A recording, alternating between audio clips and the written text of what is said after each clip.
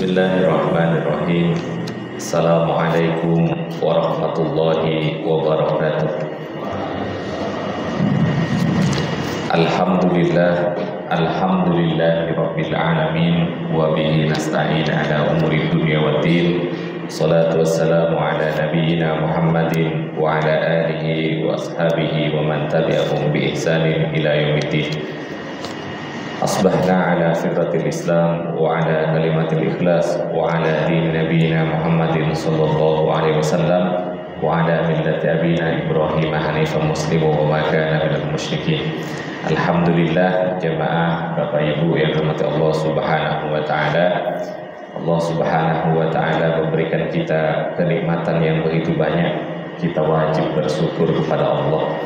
Salah satu nikmat itu adalah nikmat keberkahan hidup, nikmat kesehatan, khususnya di akhir-akhir bulan Sya'ban ini. Semoga nikmat yang Allah Subhanahu wa taala berikan di hari-hari kita ini akan terus berlanjut dan Allah sampaikan kita ke dalam bulan Ramadan. Amin ya rabbal alamin.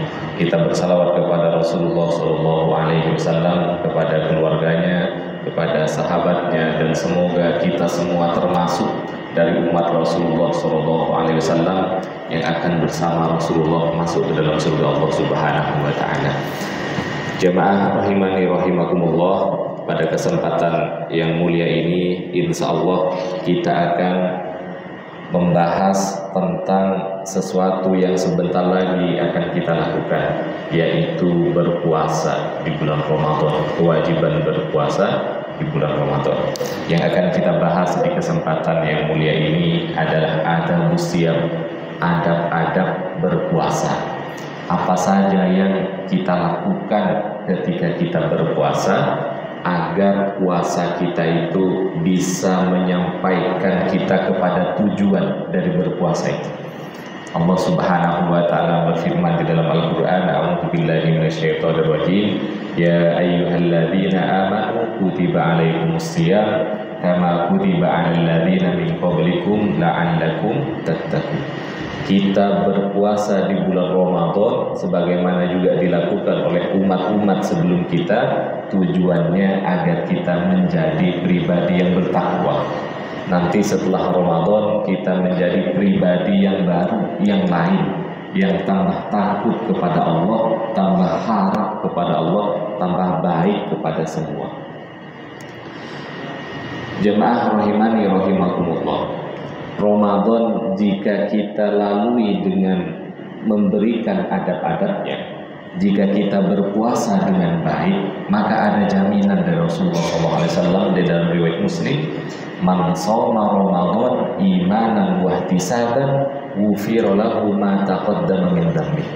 Siapa yang berpuasa di bulan Ramadan karena iman dan ihtisab, ihtisab itu mengharap kebaikan dari Allah, maka dosa yang telah lalu diampuni. Begitu juga Nabi menyampaikan di dalam riwayat An-Nasa'i, kata Rasulullah, atakum Ramadan syahrun mubarak, datang menjumpai kalian bulan Ramadan, bulan yang mulia. Tuftahu fihi abwabul jannah, di bulan Ramadan itu dibuka pintu surga. Jadi siapa yang mau masuk silahkan beramal, pintu surga sudah dibuka. Wa tughlaqu fihi abwabul jahim, pintu neraka ditutup, nggak usah kita maksa untuk masuk neraka. Wa tughallu fihi maradatu syayatin, di bulan Ramadan kita tidak berperang melawan setan, kita hanya berperang melawan diri sendiri. Tapi ada juga orang-orang setan dibelenggu, dia mau mengganti pekerjaan setan. Ada juga itu Pak yang begitu tuh. Di dalam Ramadan itu fihi lailatul khairum min alfi syahr, ada salah satu malam yang lebih baik dari 1000 bulan yang kita kenal dengan Lailatul Qadar. Maka kata Nabi, faman hurima khairaha faqad hurima. Siapa yang dihalangi dari kebaikan Ramadan, dia sungguh dihalangi. Kalau bahasa kita, siapa yang tidak bisa baik di bulan Ramadan, tidak bisa baik dia Pak. Orang yang tidak bisa sholat di bulan Ramadan, tidak bisa sholat di bulan lain Pak, susah. Orang yang tidak bisa sholat sunnah di bulan Ramadan, tidak bisa ikut taraweh, di bulan lain susah Pak untuk bangun sholat malam itu. Orang yang tidak bisa puasa di kewajiban berpuasa bulan Ramadan, apalagi mau puasa sunnah di hari yang lain. Orang tidak bisa sedekah di bulan Ramadan, kira-kira kapan dia mau sedekah? Maka di dalam riwayat yang lain Nabi menyampaikan, "Raghima anfu rajulin dakhala alaihi Ramadan tsumma salah wa lam yughfar alaihi." Celaka orang yang datang kepadanya Ramadan, dia masuk ke dalam Ramadan, berkesempatan bertemu Ramadan, berpuasa di bulan Ramadan dan lain sebagainya, tetapi ditinggalkan oleh Ramadan dalam keadaan belum diampuni. Nah, untuk itu kita antisipasi, jangan sampai Ramadan kali ini kita tidak mendapatkan kebaikan-kebaikan. Dengan cara apa? Pagi ini kita akan membaca adab-adab berpuasa di bulan Ramadan. Apa saja yang harus kita lakukan ketika kita berpuasa, mobil khusus di bulan Ramadan. Yustahabbu lis-shaim ayyura'iya fi siyamihi al-'adab al-'adiyah. Kata Said Sabiq di dalam kitab Fikih Sunnah ini, disunnahkan bagi orang-orang yang berpuasa untuk menjaga adab-adab berikut. Jadi ini sunnah-sunnah puasa yang umum dan harus kita perhatikan tadi. Yang pertama apa? Orang berpuasa itu diupayakan jangan sampai ketinggalan yang namanya as-sahur. Apa? Sahur. Jangan ada di antara kita yang ketinggalan sahur. Waqad ajma'atil ummatu 'ala istihbabih. Sedangkan sahur itu sudah disepakati bahwa sahur itu adalah sunnah. Karena dia sunnah, kalau saja ada orang yang tidak sahur, maka dia ditinggalkan kebaikan. Wa annahu la itsma 'ala man taraka. Jadi tetap tidak ada dosa kalau ada orang yang tidak melakukan sahur. Tetapi ingat kata Rasulullah SAW di dalam riwayat Bukhari dan Muslim, tasahharu fa innas sahura barakah. Bersahurlah kalian karena di dalam sahur itu ada keberkahan. Itu yang kita cari Pak. Walaupun salah satu hikmah sahur agar kita lebih kuat ketika puasa nanti, tidak ada alasan. Tetapi bukan hanya itu, lebih jauh dari kekuatan yang kita dapatkan di siang hari, sahur itu mengandung keberkahan. Itu yang kita cari, keberkahannya itu. Maka sahur itu jamaah rahimani rahimakumullah, karena dia mengandung keberkahan, tidak kita tinggal. Bagaimana apa yang dimaksud sahur? Bagaimana kita sudah mendapatkan keberkahan sahur? Wa yatahaqqaqus sahuru bi katsirit ta'am wa qalil. Sahur itu bisa kita dapatkan, kita melakukan sahur dengan makan yang banyak atau sedikit. Jadi sedikit atau banyaknya bukan masalah. Yang penting kita meneladani Nabi melakukan sahur, itu poinnya. Maka bahkan sahur itu walau bijur'ati ma'in. Bahkan kalau kita tidak selera makan, kenyang misalnya habis isya kita sempat makan tidur, tetap usahakan sahur walau bijur'ati ma'in, walaupun hanya seteguk air. Kenapa? Karena kita kembali konsep awal, sahur itu kita mencari keberkahan. Itu poinnya. Maka kata Rasulullah SAW, as-sahuru barakah. Sahur itu ada keberkahan. Fala tada'uhu walau ayyujarri'a ahadukum jur'ata ma'in. Jangan kalian tinggalkan sahur walaupun hanya menengguk satu teguk air. Fa innallaha wa malaikatahu yusholluna 'alal mutasahhirin. Karena Allah Subhanahu wa taala akan memberikan salawat, memberikan doa, memberikan keberkahan. Allah dan para malaikat memberikan keberkahan bagi orang-orang yang melakukan sahur. Maka sahur itu sekali lagi harus diupayakan kita lakukan. Nah, pertanyaan berikutnya, kapan kita dianggap sudah melakukan sahur? Apakah setelah Isya? Nah, waktu sahur itu, waktu sahuri min muntasifil lail ila tulu'il fajar. Waktu sahur itu dimulai dari muntasif, dari intisaf, dari tengah malam sampai menjelang waktu fajar. Maka di dalam kitab Al-Bajuri misalnya, Syekh Abu Bakar Al-Hisni menyampaikan tidak dianggap sahur orang yang makan sebelum tengah malam. Misalnya habis Isya kita makan, nanti tidak bangun nah itu sahur, tidak bisa, karena sahur itu dilakukan setelah tengah malam sampai menjelang subuh. Nah, itu waktunya sahur. Kemudian kapan waktu sahur yang paling bagus? Waktu sahur yang paling bagus adalah ketika menjelang subuh. Tambah pagi tambah bagus. Tapi ingat, sebelum azan subuh. Kalau setelah azan subuh, bukan sahur itu membatalkan puasa. Nah, kita lihat hadisnya di dalam riwayat Bukhari dan Muslim. Sahabat Zaid bin Sabit radhiyallahu an berkata, kata sahabat Zaid bin Sabit, tasaharna ma'a Rasulillah, kami sahur bersama Nabi. Jadi Pak, sahur bareng di masjid ini yang biasa dilakukan 10 hari terakhir ternyata bukan hanya tradisi kita, tapi tradisi dari zaman Nabi. Buktinya kata Zaid bin Sabit, tasaharna ma'a Rasulillah, kami sahur bersama Nabi. Summa kumna ila sholat, kemudian kami berdiri untuk setelah sahur sholat.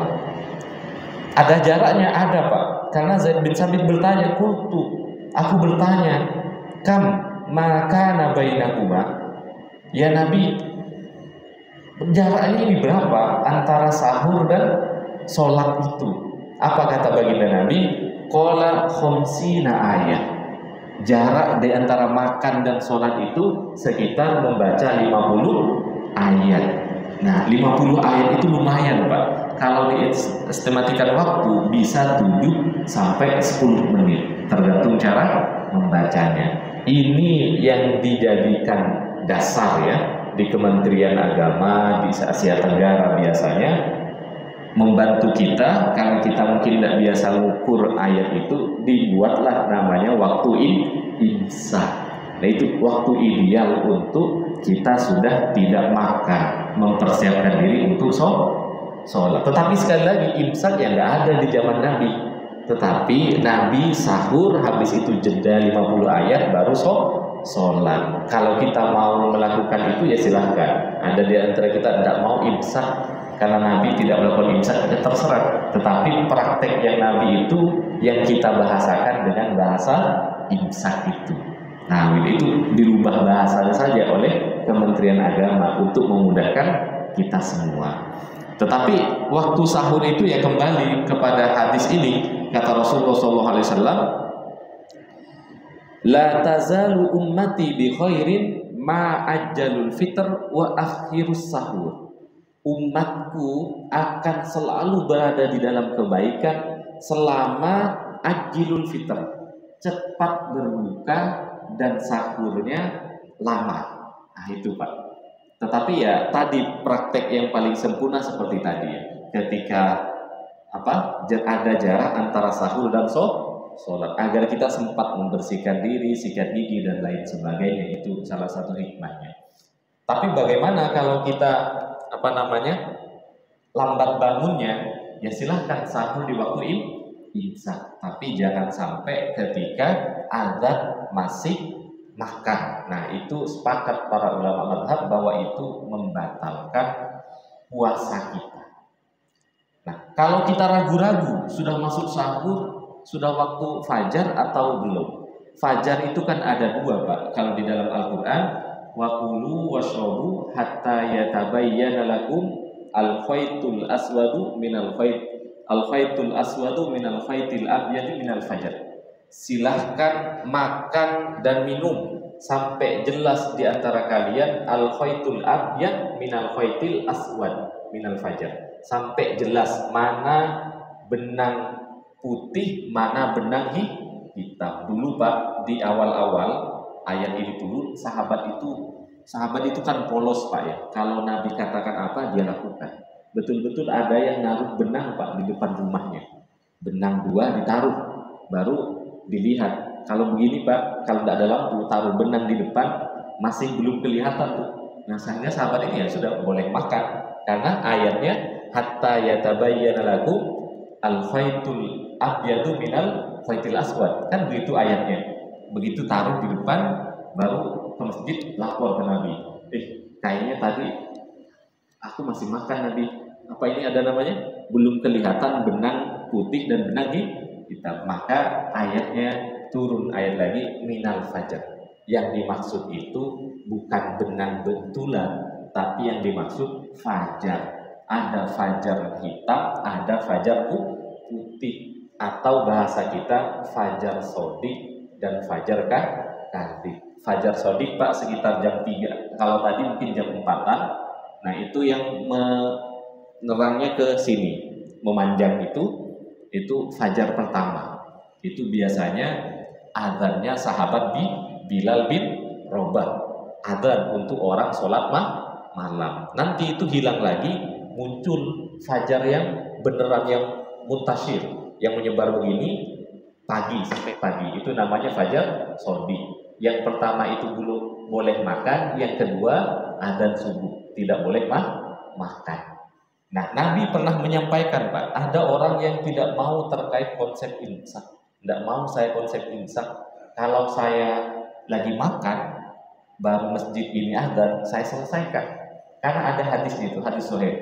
Hadisnya berbunyi, siapa di antara kalian yang memegang makanan, sementara ada azan, jangan taruh sampai menyelesaikan kebutuhan makannya.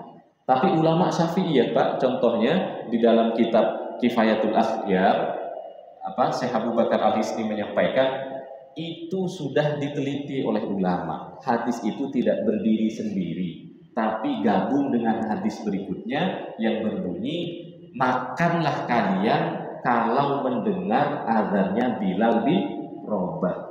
Kalau sudah mendengar azannya Ibni Abi Maktum, maka Ibni Ummi Maktum, maka jangan kalian makan. Karena di zaman Nabi itu Pak 2 yang azan, satunya sahabat Bilal, satunya Ummi Maktum. Nah beliau ini mohon maaf buta, sehingga beliau nggak tahu fajar itu. Ketika orang teriak, sudah waktu masuk subuh, baru beliau azan. Nah begitu Pak. Jadi hadis itu kata ulama Syafi'iyah, hadisnya berkaitan dengan hadis yang berikutnya. Sehingga kalau ada orang makan dan ternyata salah Pak, maka silahkan. Kalau ada di antara kita ragu, bangun, ini sudah waktu subuh apa belum? Boleh makan. Tetapi hati-hati, kalau salah, maka Bapak punya hutang puasa. Begitu. Kalau kita ragu nih, masuk subuh apa belum ya? Bapak-bapak tidak punya jam. Kalau sekarang nggak ada mungkin ya. Dulu ada. Orang nggak punya jam, tidak dengar azan, ini sudah masuk subuh pandai ya. Dia tidak nanya tetangga, makan. Ternyata dikasih tahu sama anaknya, Pak, sudah masuk subuh. Maka orang ini Pak punya hutang puasa. Kenapa? Karena dia tidak lam yubit asyam minal lail. Tidak puasa sejak malam. Nah, itu ya. Maka penting kita mengetahui ilmunya. Sahur itu bagus menjelang subuh, tapi jangan sampai lewat. Kalau sudah lewat subuh, berarti kita dianggap tidak puasa. Itu yang pertama, sahur. Yang kedua, yang bergabung adalah takjilul fitr. Hadisnya sama tadi. La tazalu ummati bi khairin ma'ajilul fitr wa akhirus sahur. Sahur itu menjelang subuh. Kalau buka kebalikannya Pak. Buka itu tambah cepat, tambah bagus. Tetapi ingat, selama sudah jelas masuk waktu maghrib. Kalau ada kasus, dulu di kampung saya ada kasus begini Pak, khawatir terulang lagi. Masjidnya kayak di sini nih, ada tarhimnya, ada as-salatu wassalamu alaik, ada salawat tarhimnya. Itu Pak, nggak tahu kalau yang sekarang, yang dulu, yang pakai kaset, kalau itu nggak di stop, lanjut adzan. Setelah selesai lanjut adzan. Sementara di kampung itu Pak, kami biasa begini, nunggu adzan, ya kumpul begitu ya. Kalau yang di pondok ada kiai ikut juga buka bersama di hampir tiap hari. Nanti ada sedikit terkadang beliau menyampaikan. Ternyata itu yang takmir ini lagi kamar mandi, di setel itu assalamualaikum ditinggal kamar mandi. Nah ini setelah selesai itu Pak, ternyata lanjut ke azannya. Teman-teman sudah pada lihat, ini kok bagus betul suaranya, azan apa belum?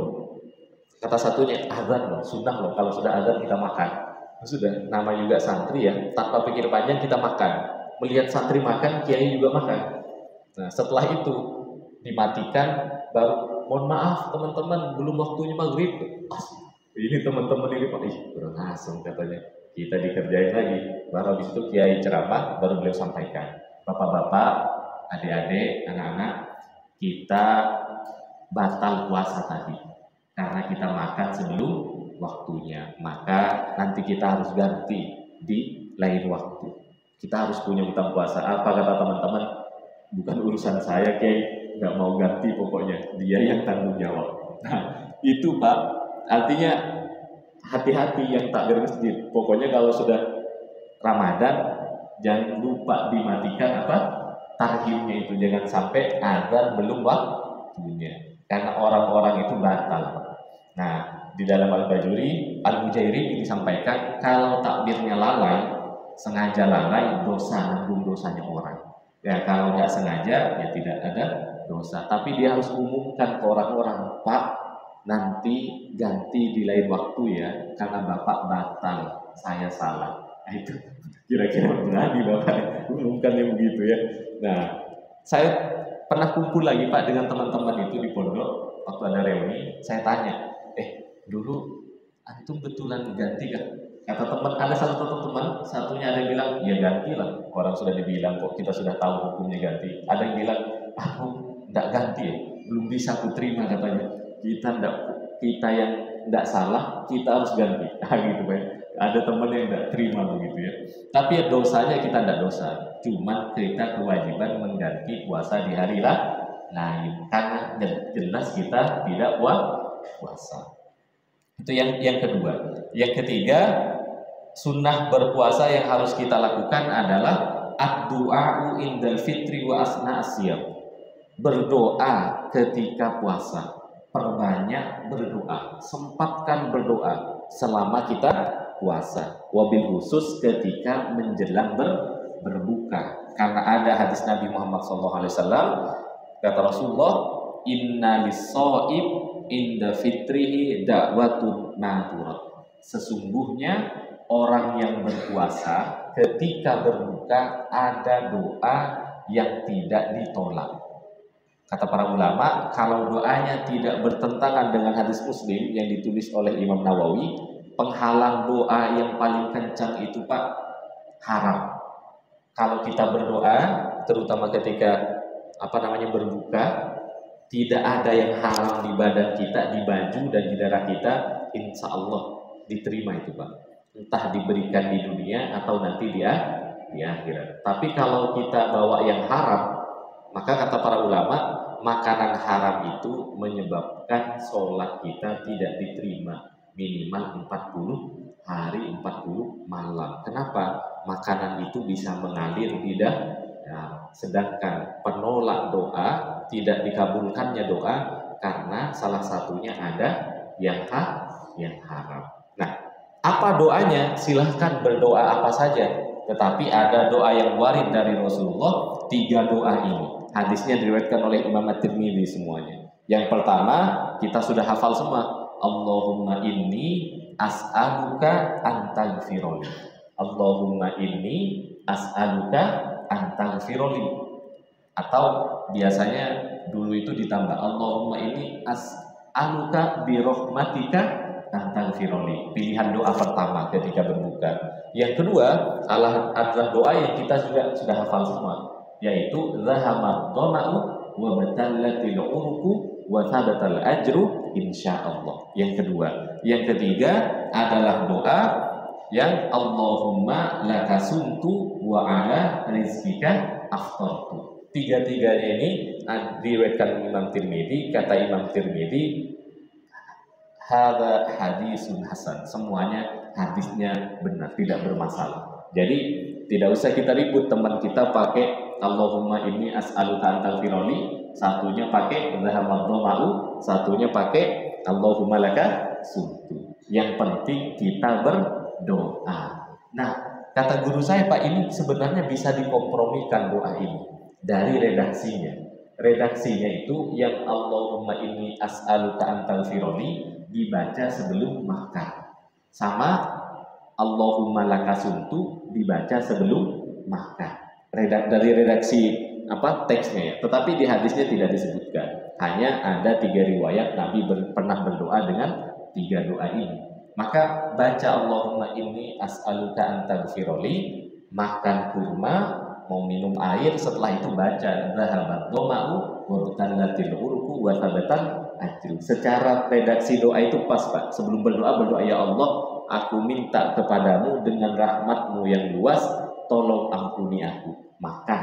Setelah makan, zahabat doma'u, telah hilang lapar, wa batallatil uruku wa thabatal ajru, dan telah basah tenggorokan, insya Allah semoga pahalanya kami dapatkan. Nah itu, Pak, untuk mengkompromikan riwayat doa. Tapi yang penting ya kita berdoa. Mau yang pakai redaksi mana saja, mau berdoa yang lain, ya Allah tolong sempatkan saya umroh haji, bagus. Ya Allah tolong bayar hutang saya, ya Allah, bagus. Tapi jangan nyari-nyari, ketawa tempatnya nanti ya. Ternyata kawanku ini banyak hutang gitu ya. Nah, tolong jangan nyari-nyari kalau doa yang begitu. Atau ya Allah tolong istriku, ya Allah jangan buat cerewet terus. Nah, yang begitu jangan dikeraskan, bikin orang tidak khusyuk nanti. Sudah, doa saja di dalam hati. Kalau yang begitu, kalau yang begini boleh dijelaskan untuk apa? Biar teman ini ikut berdoa. Nah itu yang ketiga. Yang keempat adalah al-kafu amma yunafi ma'siyam. Berusaha selama berpuasa menahan, jangan sampai kita melakukan sesuatu yang tidak membatalkan puasa tetapi menghabiskan pahala puasa. Ada yang membatalkan puasanya, ada yang membatalkan pahalanya, Pak. Yang membatalkan puasa ya tentu yang 8 atau 9 membatalkan puasa itu makan, minum, berhubungan, sengaja muntah, sengaja keluar mani, kemudian riddah, dan kata sebagian pingsan seharian. Nah, itu yang membatalkan puasa, harus ganti. Kita tidak batal secara fikih, tetapi habis pahalanya. Apa itu? Apa yang Nabi Muhammad SAW sampaikan? Laisas siyam anit ta'am wasyarab, innamas siyam anil lagwi warrafas. Puasa itu bukan hanya tidak makan, tidak minum, tetapi puasa juga harus menahan perkataan yang tidak pantas, menahan perbuatan yang tidak pantas. Nah itu harus kita upayakan. Maka di dalam riwayat yang lain, wa in syamatahu ahadun falyakul au qatalahu falyakul inni shaim, falyakul inni shaim. Kalau ada orang yang maksa, harus kita diajak maki-maki, maka tahan. Aku tidak mau meladeni, aku lagi berpuasa. Kalau ada orang yang bikin ulah sampai ngajak kita kelahi, aku tidak bisa kelahi, aku lagi berpuasa. Katakan kalau memang maksa, tunggu habis maghrib, gitu ya. Karena kalau kita berkelahi bisa menghilangkan puasa, pahala puasa. Kita berkata yang tidak pantas bisa menghilangkan pahala puasa. Ya tentu habis maghrib juga jangan diladeni, sudah hilang kemarahannya itu. Kita lanjutkan yang berikutnya biar mungkin nanti sempat sesi diskusi atau tanya jawab. Ini ada 8 ya. Yang kelima, as-siwak. Siwak, Pak. Siwak itu tetap sunnah hatta ketika kita berpuasa. Kenapa?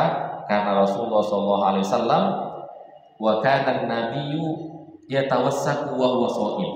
Nabi itu bersiwak sedangkan beliau berpuasa. Tapi siwak ini, Pak, para ulama mazhab berbeda pendapat. Nah, pertama kata Imam Malik, yang beliau kutip ini pendapat Imam Malik di kitab ini, siwak itu sunnah mulai dari pagi sampai sore. Silahkan bersiwak, sunnah. Karena keumuman dalil sunnah bersiwak. Di dalam mazhab muridnya Imam Syafi'i mengatakan siwak sunnah kecuali setelah zawal. Waktu zuhur sudah tidak sunnah lagi. Kenapa? Apa dalilnya Imam Syafi'i? Dikompromikan dengan hadis bau orang berpuasa. Wa in wala ulufu famis shaim atyabu minallahi min rihil misk. Kan hadisnya gitu. Apa namanya? Bau mulutnya orang berpuasa menurut Allah lebih harum daripada bau minyak misik. Maka kata Imam Syafi'i dan murid-muridnya, kalau begitu ya jangan usah dirubah, tidak apa-apa. Itu menunjukkan bahwa Rasulullah tahu kalau tengah hari orang tidak makan pasti bau mulutnya. Tetapi tidak usah khawatir, itu ada keberkahannya di situ. Allah bahkan akan mencintai baunya itu. Tapi Allah Pak, kalau teman tetap tidak suka itu. Jangan nanti mentang-mentang ada hadis begitu, teman kita sembur begini menjelang buka puasa, ini loh bau misik, disembur kita kelahi memang Pak setelah itu. Jadi ini kata Allah itu lebih harum. Maka kata Imam Syafi'i sebelum zawal sunnah karena belum banyak berubah. Setelah zawal tidak sunnah, bahkan makruh. Kenapa? Hadisnya itu baunya lebih harum dari minyak. Kata muridnya Imam Syafi'i dibedakan Pak. Imam Ahmad itu kan berguru langsung ya. Imam Malik itu gurunya Imam Syafi'i. Imam Syafi'i itu gurunya Imam Ahmad bin Hambal. Ini gabung lalu. Kalau dengan Abu Hanifah, Imam Syafi'i tidak berguru langsung, berguru kepada muridnya yang bernama Imam Abu Yusuf. Nah, begitu. Berguru dengan tapi nyambung begitulah. Sanad keilmuan nyambung. Kalau kata Imam Ahmad, muridnya Imam Syafi'i, siwak itu ada dua, ada siwak kering, ada siwak basah. Siwak kering yang hanya pakai kayu arok, biasanya dibawa orang pas mau sholat, digosok-gosokkan itu kan siwak kering. Kalau siwak kering masuk ke umuman hadis kata Imam Ahmad, sunnah pagi, siang, sore. Tapi kalau siwak basah, ya seperti orang kita, maka jangan dilakukan kalau sudah zawal. Nah begitu ya. Intinya apa? Siwak itu tetap sunnah. Silahkan mau pakai yang mana. Kalau kita Imam Malik bebas. Kalau kita Imam Syafi'i sampai itu zuhur. Kalau kita Imam Ahmad dibedakan siwak kering apa siwak basah. Kalau siwak basah sama seperti Imam Malik. Kalau siwak kering jangan sampai lewat waktu zuhur. Intinya siwak itu sunnah. Yang ketiga, yang keenam adalah al-judu wa mudarasatul Qur'an. Nah, ini penting ini untuk orang yang berpuasa. Apa yang keenam? Dermawan dan banyak membaca Al-Quran. Itu sepaket Pak. Dermawan dan banyak membaca Al-Quran. Kata Sayyidah Aisyah, Rasulullah SAW, karena Rasulullah SAW ajwadan nas. Baginda Nabi itu manusia yang paling dermawan.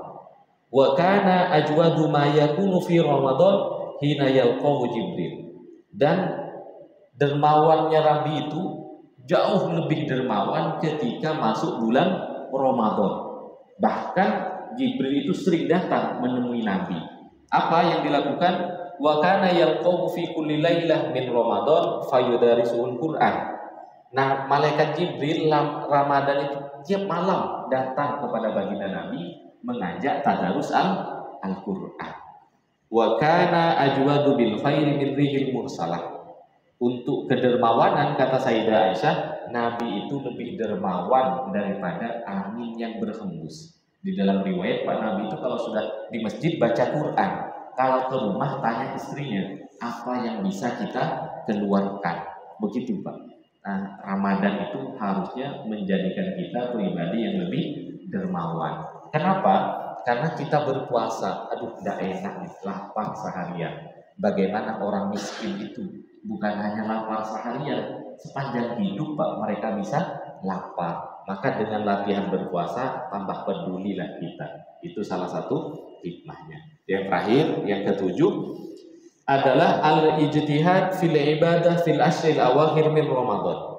Kita lebih serius kalau berpuasanya di bulan Ramadan, beribadah di 10 terakhir di bulan Ramadan. Jadi 1 sampai 10 mulai lakukan sebisa mungkin. 11 sampai 20 ditingkatkan porsinya. 21 sampai 30 full Pak, gas.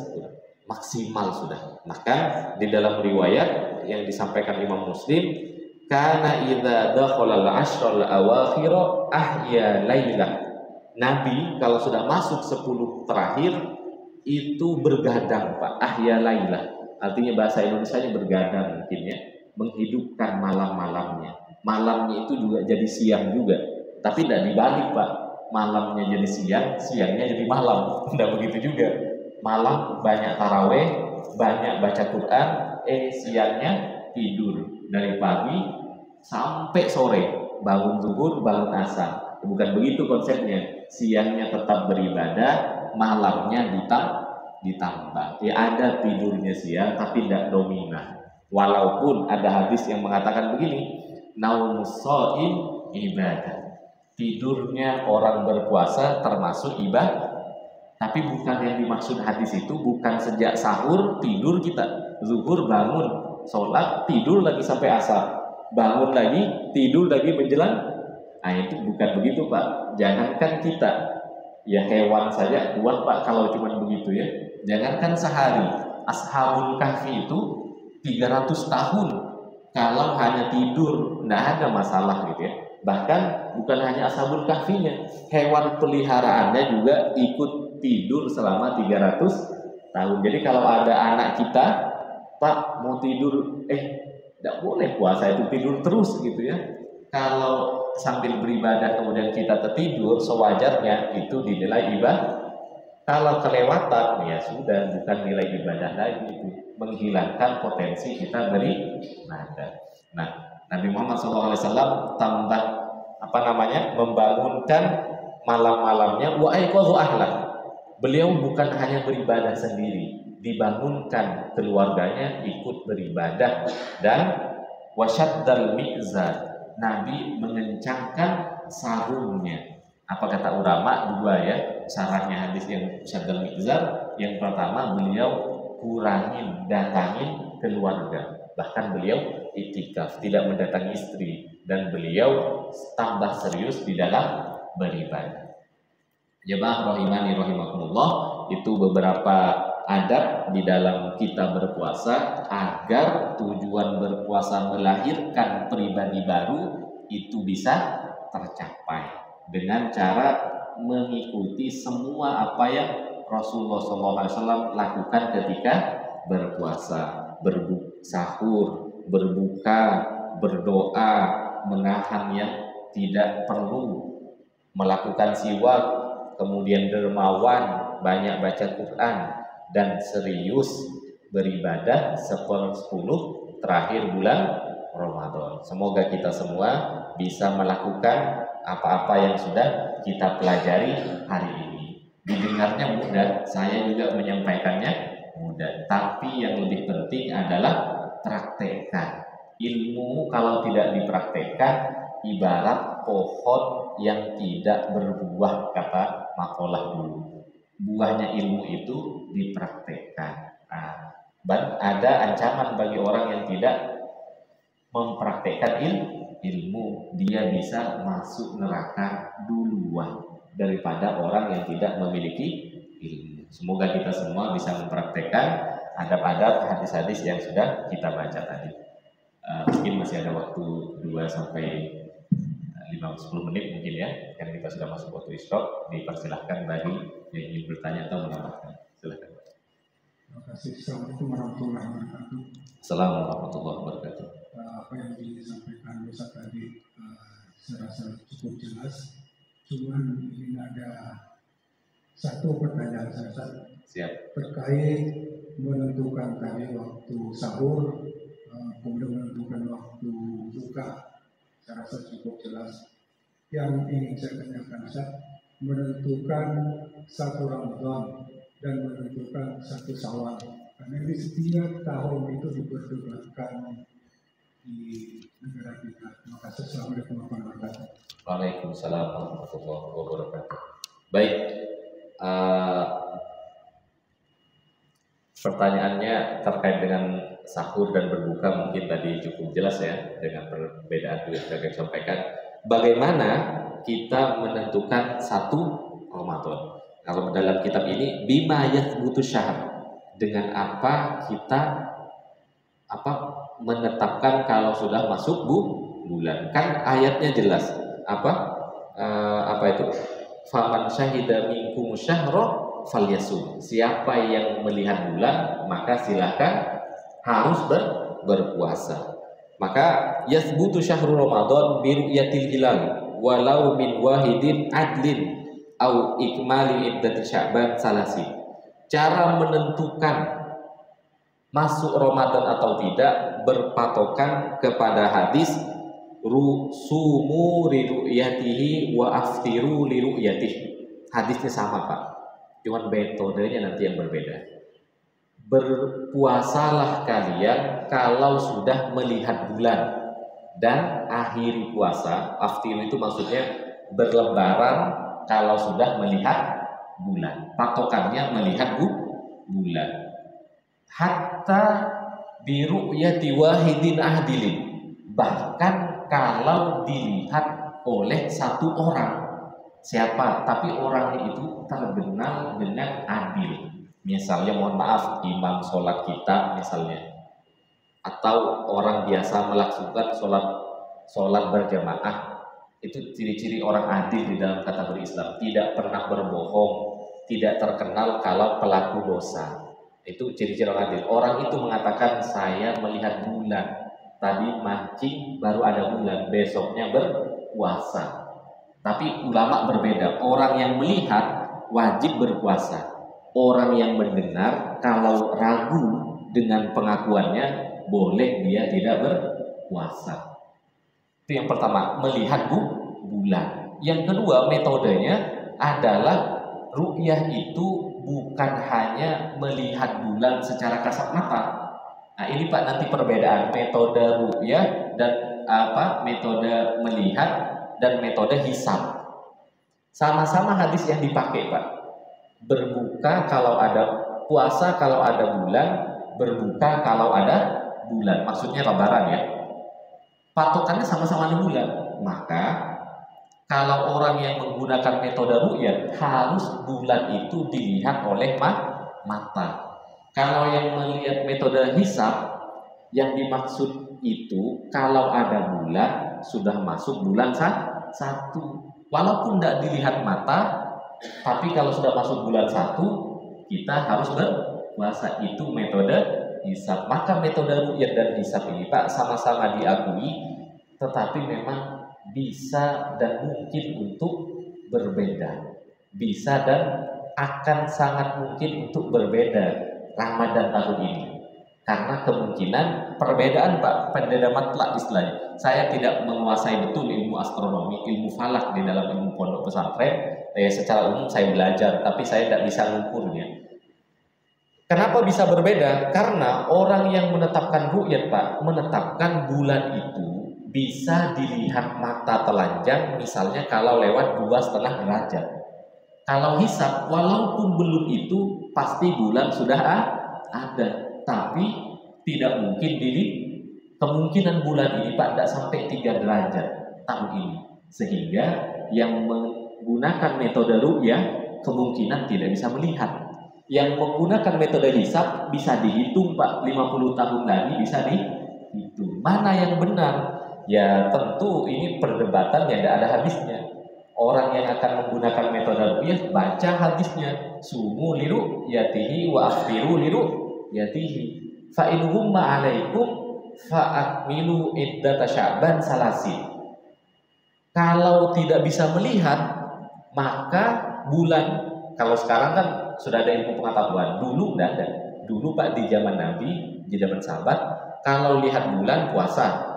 Kalau tidak lihat bulan, humma, mendung, sempurnakan hitungan Sya'ban jadi 30, baru berpuasa 1 Ramadan. Nah, itu pangkal perbedaannya, Pak. Berbeda dalam melihat, hadisnya sama persis, Pak, saat itu. Sumu li ru'yatihi wa aftiru li ru'yatihi fa in humma 'alaikum fa akmilu iddata Sya'ban salasin. Sama hadisnya, hanya saja satunya dikatakanlah NU dan ormas-ormas yang lain itu tidak memasukkan unsur ilmu pasti, ilmu astronomi. Ini dalilnya ya, ini bab ibadah. apa yang Nabi katakan, lakukan. Apa yang Nabi katakan? Kalau lihat bulan, berpuasa. Kalau tidak lihat, maka sempurnakan 30. Kata Muhammadiyah dan teman-teman yang pro ini, iya, karena waktu di zaman Nabi itu belum ada ilmu astronomi, belum kuat. Kalau sekarang ya pastilah. Nah, secara logika kita itu bisa berpuasa, begitu. Memang ini Pak, di negara yang demokrasi seperti kita, ya memang hampir pasti berbeda. Tapi ini bisa diselesaikan dengan salah satu hadis sebenarnya. Kalau ada perbedaan di antara ulama, maka diselesaikan oleh pemerintahan. Hanya saja pemerintah kita sudah mengakui dua-duanya. Kalau di Arab Saudi mungkin tidak ada itu, sama semua. Bagaimana pertanyaannya? Apakah itu sama? Tidak, Pak. Apakah dua-duanya salah? Tidak. Ada ikhtilaful maqali, Pak. Bahwa ada kasus di zaman sahabat itu ya, ada di sini ya, sempat saya baca ya. Ini Pak, ada di zamannya sahabat bahwa ketika itu belum ada WA kan, HP kan, khalifah di Mekah itu orang berpuasa di hari Senin, di Mesir berpuasa di hari Ahad. Ketika ketemu, loh kok berpuasa di hari? Iya, kami tidak melihat. Kata orang Mesir, iya kami melihatnya hari sebelumnya. Itu pernah ada kejadian di zaman dulu, dan itu dibiarkan aja oleh khalifah ya, sehingga itu dijadikan patokan oleh negara kita. Kalau memang rakyat mau berbeda, yang penting saling menghormati. Begitu Pak ujung-ujungnya, karena memang dua-duanya sama-sama dibenarkan. Dengan metode melihat langsung ru'yah, dengan metode menghitung. Kan ini sudah bisa dihitung ya, sudah bisa. Ada nggak bulan tanggal nanti ini, tanggal 10? Ada, tetapi kemungkinan belum sampai 3 derajat. Belum 2,5 itu Pak, kemungkinan besar walaupun Bapak datang ke pantai tidak bisa melihat bulan, karena memang masih di bawah itu, tetapi ada. Nah, silahkan kita mau pakai yang mana. Kalau kami Pak di Hidayatullah, ya karena ada hadisnya begitu, kami ikut pemerintah biasanya. Tunggu aja pemerintah. Nah, di situ juga sudah banyak ya. Tetapi di sidang isbat itu Pak diakuin, metode hisab juga diakuin, ya silahkan. Nah, kalau nanti salah satu di antara kita ada yang jadi pemerintah, ya kita sarankan biar bareng. Sudah, pakai aja satu metode. Kan dua-duanya sepakat tuh, sama-sama benar. Metode ru'yat benar, metode hisab benar. Pemerintah aja tetapkan. Negara kami menetapkan metode hisab. Negara kami menetapkan metode ru'yat. Selesai sudah Pak.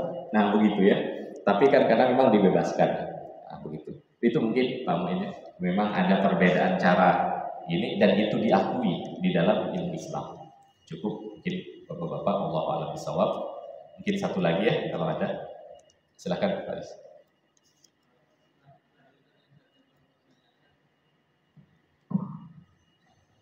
Terkait batasan 2 derajat atau 3 derajat Ustaz. Yeah. Itu munculnya apakah sudah di zaman Rasulullah sudah ada batasan 2-3 derajat juga atau gimana? Oh, belum Pak, di zaman Nabi tidak ada itu batasan itu. Hanya saja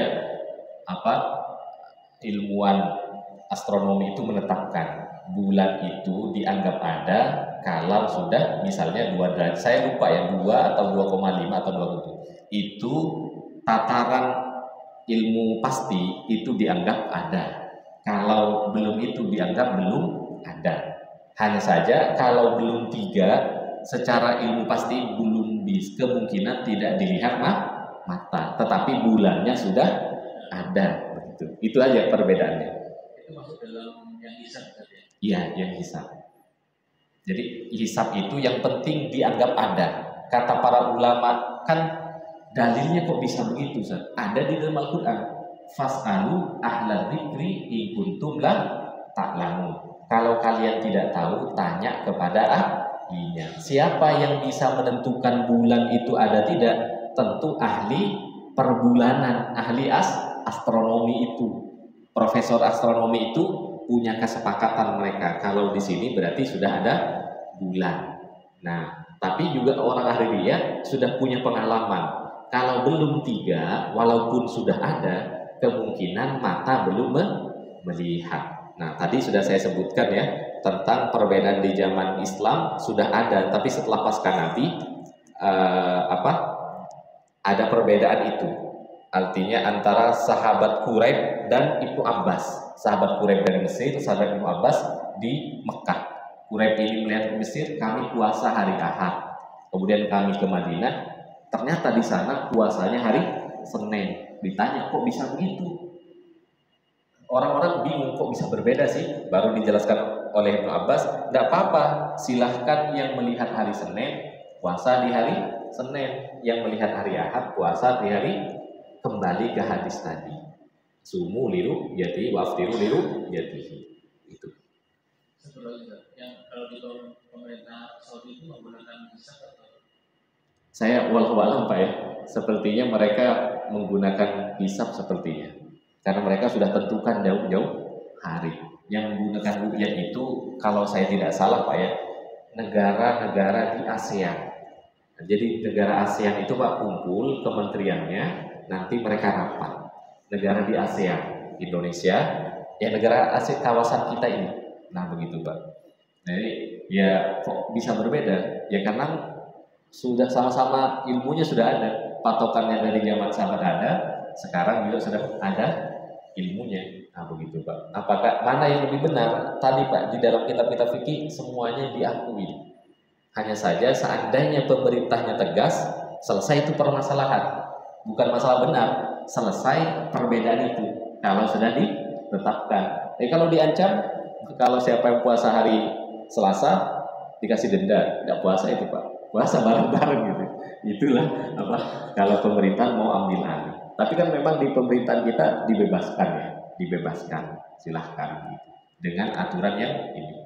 Yang kemungkinan salah Pak, orang yang terlalu jauh puasanya masih 27 Sya'ban. Nanti besok-besok ini ada berita di mana sudah puasa. Dia tidak pakai ilmu hisab Pak. Pakai ilmu apa? Kata ketua saya, waktunya berpuasa. Nah itu Pak. Dan itu ya tidak ada ilmunya ya. Walaupun itu budaya mereka. Seandainya mereka mau dijelaskan ya, mau menerima penjelasan ya, yang masuk akal ya bisa. Tapi karena mereka itu tidak mau ya, apa boleh dikata gitu ya. Nah, secara ilmu ya begini yang diakuin, ada ru'yat, ada hisab. Cukup mungkin Bapak-bapak ya, kita lanjutkan nanti di sesi acara intinya sambil diskusi. Silahkan kita berdoa kepada Allah Subhanahu wa taala. A'udzubillahi minasyaitonir rajim. Bismillahirrahmanirrahim. Alhamdulillahirabbil alamin. Wassallallahu ala sayyidina Muhammadin. Allahumma barik lana fi Sya'ban wa ballighna Ramadan. Allahumma barik lana fi Sya'ban wa ballighna Ramadan. Allahumma barik lana fi Sya'ban wa ballighna Ramadan. Allahumma la tada' lana fi maqamina hadza dhanban illa ghafartah wa la daynan illa qadaitah wa la maridan illa syafaitah wa la hajatan min hawaidid dunya illa qadaitaha wa yassartaha ya rabbal alamin. Rabbana zalamna anfusana wa illam taghfir lana wa tarhamna lanakunanna minal khasirin. Rabbana hab lana min azwajina wa dhurriyyatina qurrata a'yunin waj'alna lil muttaqina imama waj'alna lil muttaqina imama. Wassallallahu ala nabiyyina Muhammadin walhamdulillahirabbil alamin. Bapak Ibu, jika ada yang kurang mohon dimaafkan, jika ada yang benar dari Allah Subhanahu wa taala. Assalamualaikum warahmatullahi wabarakatuh.